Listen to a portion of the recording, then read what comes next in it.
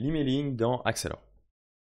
L'envoi d'email dans Accelor représente une fonction transverse, à savoir que c'est une fonctionnalité qui peut être accessible depuis tous les objets du système. Vous le verrez tout à l'heure via des exemples. On peut envoyer un email depuis un client, on peut envoyer un email depuis une facture, mais on pourrait techniquement aussi envoyer un email depuis une écriture comptable, un compte comptable, un mouvement de stock, peu importe. Vraiment une fonctionnalité transverse accessible depuis n'importe quel endroit du système. L'envoi d'emailing se base sur des modèles d'email, à savoir que vous allez les retrouver ici dans Config applicative, Message modèle, vous allez retrouver l'ensemble de vos modèles d'email. Vous le verrez tout de suite que vous avez deux types de modèles d'email, des emails, on va dire, simples, et des emails de type emailing qui sont accessibles via notre module marketing.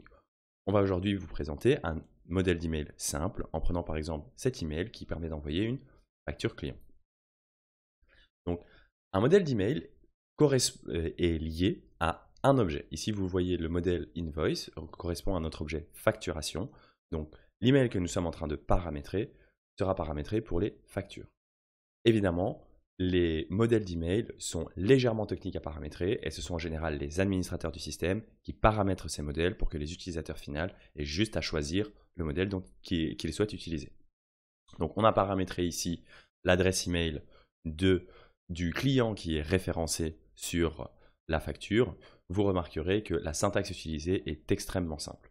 Ici, dans le sujet de l'email, on reprend votre facture numéro et on reprend ici le numéro de la facture, un petit contenu qui contient le numéro de la facture.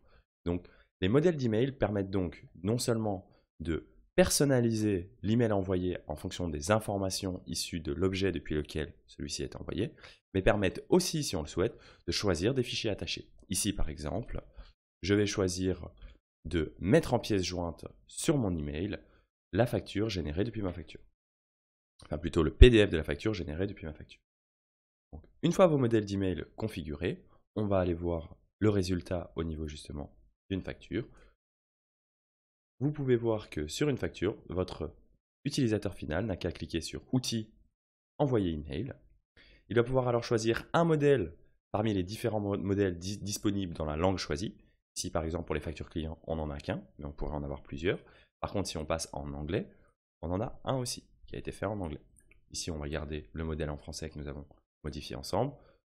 Votre utilisateur final n'a plus qu'à faire valider.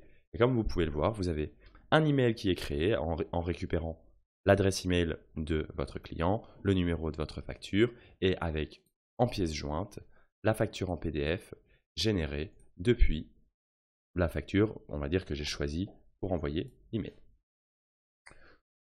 Voilà donc pour l'envoi d'email dans Accelor.